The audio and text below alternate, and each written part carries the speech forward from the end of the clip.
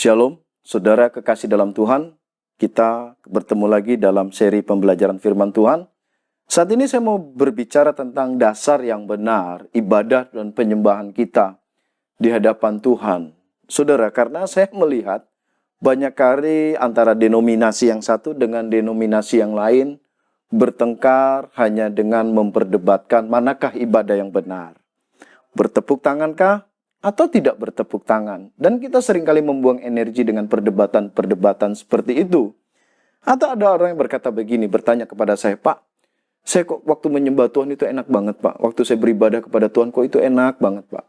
Tetapi kenapa ketika saya tahu-tahu ingat dengan dosa-dosa saya, di dosa-dosa masa lalu saya, kemudian penyembahan saya jadi buyar. Saudara, hal itu disebabkan karena kita menaruh konsep dasar ibadah yang salah. Nah, mari kita lihat, apa saja dasar ibadah yang salah. Pertama, kita menganggap bahwa ibadah menjadi lebih indah, lebih nikmat, lebih bagus, lebih hebat ketika kita menganggap alat musik menjadi dasar. Kita memahami bahwa alat musik pertama kali ada di dalam Alkitab itu diungkapkan di dalam Kejadian pasal 4 ayat 21 berkata nama adiknya ialah Yubal, dialah menjadi bapak semua orang yang memainkan kecapi dan suling. Jadi nanti di dalam Kejadian 4 ayat 21 baru ada yang namanya alat musik. Sebelumnya nggak ada alat musik. Pertanyaannya, pada waktu Adam dan Hawa sebelum jatuh dalam dosa, apakah mereka tidak menyembah Tuhan, mereka tidak beribadah kepada Tuhan? Apakah kemudian penyembahan mereka tidak diterima oleh Tuhan hanya karena tidak ada alat musik? Jadi saudara, saya bukan anti alat musik. Tetapi tidak bisa kemudian Anda merasa indah atau tidak indah penyembahan Anda di hadapan Tuhan hanya karena alat musik. Yang kedua, adik mengatakan bahwa, wah lagu penyembahannya Pak, bagus. Lagu penyembahan. Apa itu lagu penyembahan? Terkadang worship leader berkata, mari kita masuk di dalam lagu penyembahan. Kemudian lagunya beatnya pelan, tutup mata. Apakah hanya itu yang dinamakan penyembahan? Apakah lagu yang kenceng ngebeatnya kemudian yang cepat itu bukan penyembahan? Semua hal saudara yang menyenangkan hati Tuhan adalah penyembahan. Yang ketiga, ibadah yang keliru dasarnya adalah liturgi. Saudara, pernah nggak saudara baca di dalam perjanjian baru ada aturan baku di dalam Alkitab yang mengatakan tentang begini loh, liturgi di dalam ibadah itu harus seperti ini, urutannya begini? Nggak ada. Kenapa Alkitab perjanjian baru tidak mengungkapkan liturgi yang baku? Karena Tuhan mau menaruh dasar ibadah kita pada dasar yang benar.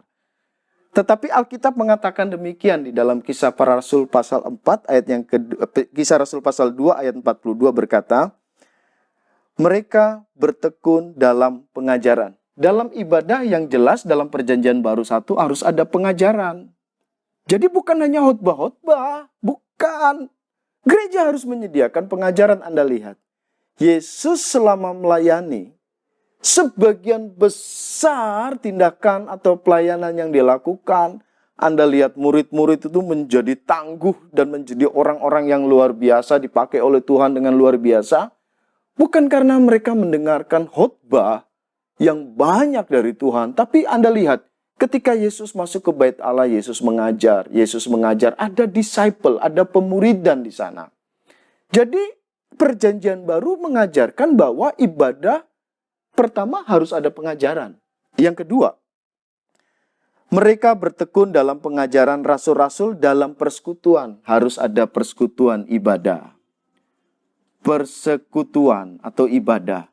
Ada yang bilang sama saya, Pak, kan saya tidak perlu datang bersama-sama dengan jemaat. Saya bisa saja ibadah secara pribadi di rumah. Tidak perlu ke gereja. Ngapain saya datang ke gereja juga, Pak? Saya bisa berdoa sendiri, saya bisa baca Alkitab sendiri. Saya mau bilang, mana yang benar? Atau ada orang berkata, saya tidak perlu datang ke Tuhan secara pribadi, toh setiap hari Minggu saya datang ibadah. Saya bilang, di dalam kekristenan ada 2 model ibadah. Ibadah secara pribadi dan ibadah secara korporat bersama. Mana yang penting? Dua-dua penting. Itu sama dengan 2 kaki kita untuk berjalan. Ibadah secara pribadi itu penting, ibadah secara korporat itu penting. Tidak ada orang, anak Tuhan yang bertumbuh imannya hanya ibadah secara korporat. Tetapi sepanjang minggu tidak menyembah Tuhan. Begitu juga sebaliknya. Tidak ada anak Tuhan yang bertumbuh secara pribadi di dalam Tuhan hanya karena ibadah secara pribadi, tetapi tidak ibadah secara korporat. Itu sama dengan menggunakan satu kaki untuk berjalan.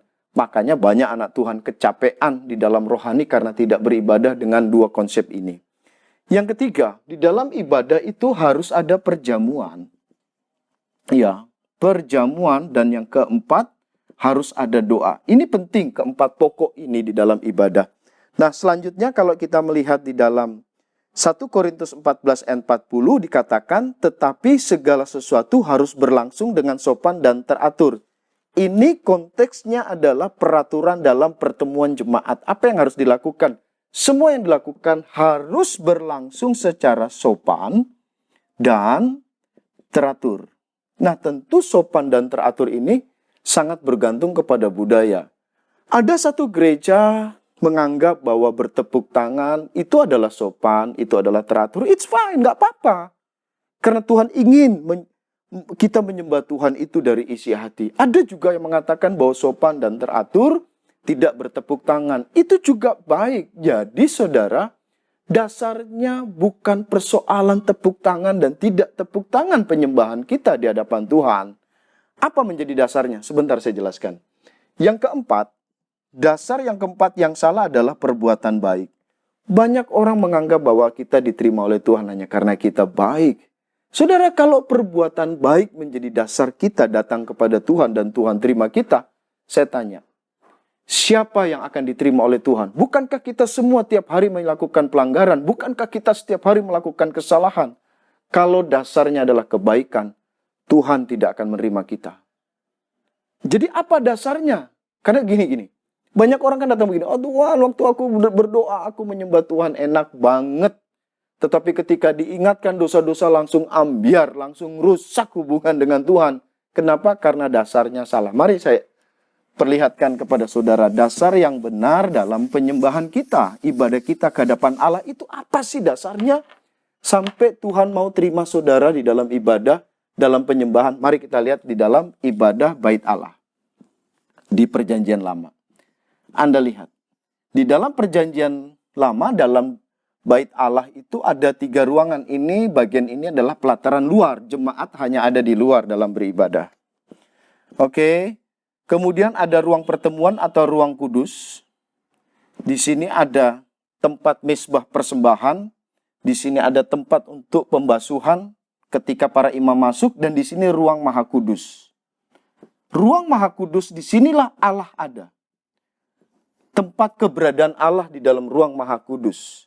Saudara lihat, ketika jemaat akan datang ke hadapan Allah di dalam bait Allah, Allah menolak mereka karena dosa.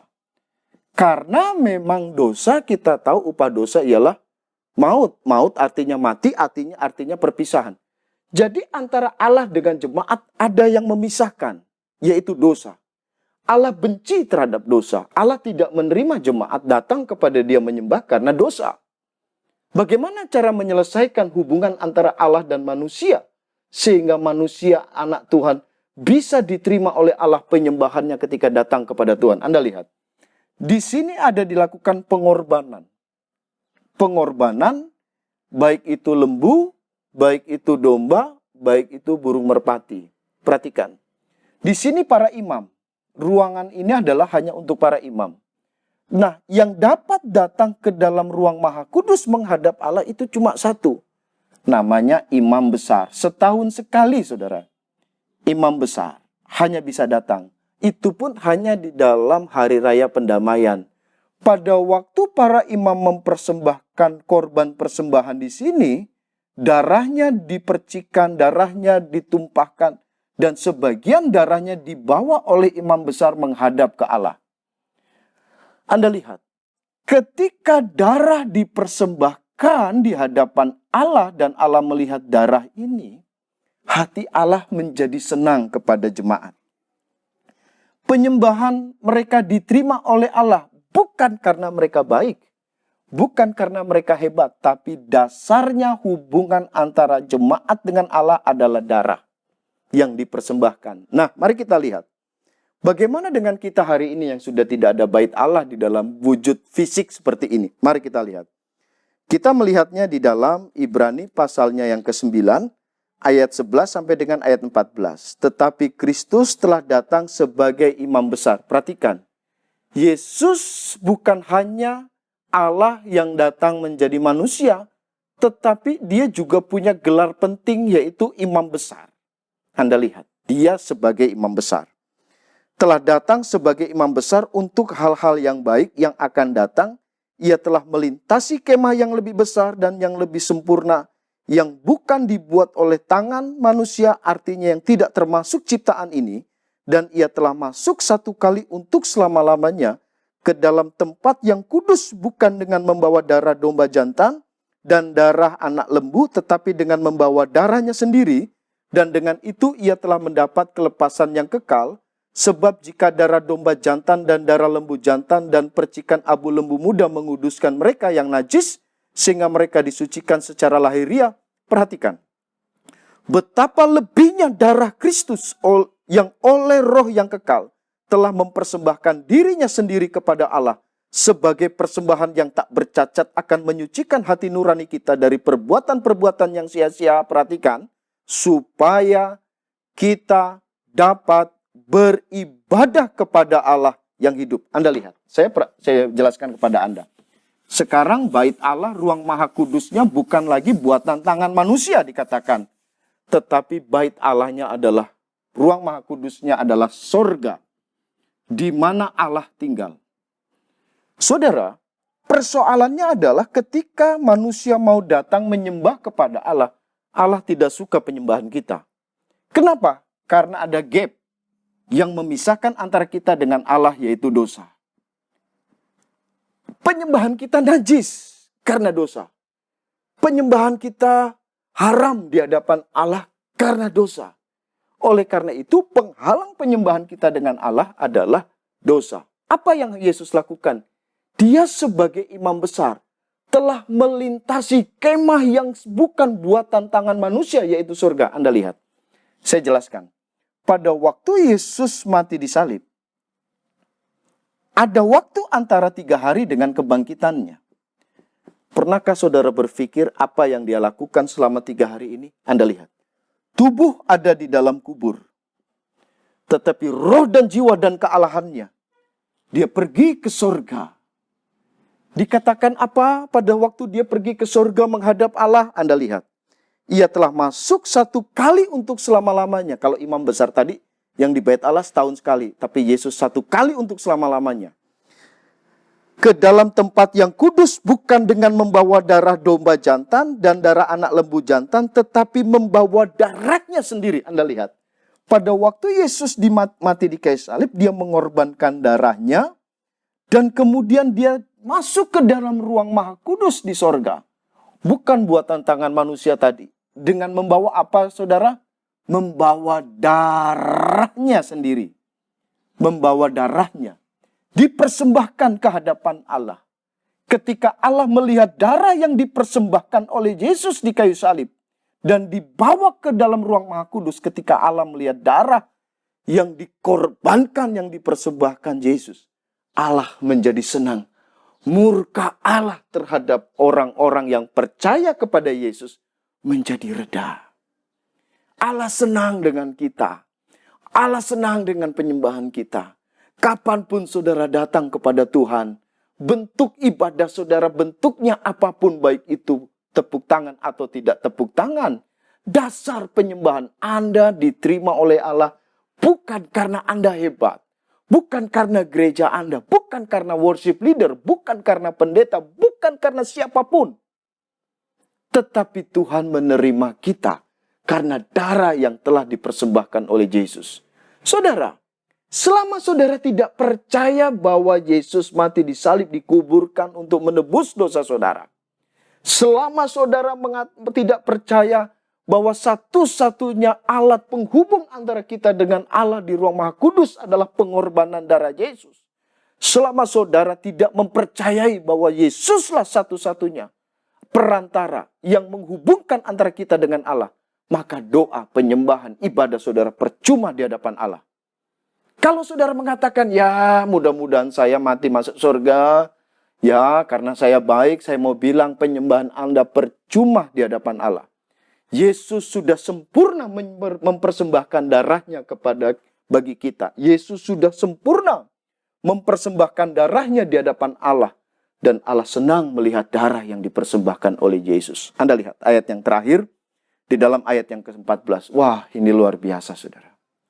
Betapa lebihnya darah Kristus yang oleh roh yang kekal telah mempersembahkan dirinya kepada Allah, telah mempersembahkan dirinya kepada Allah sebagai persembahan yang tak bercacat, yang menyucikan hati nurani kita dari perbuatan kita yang sia-sia.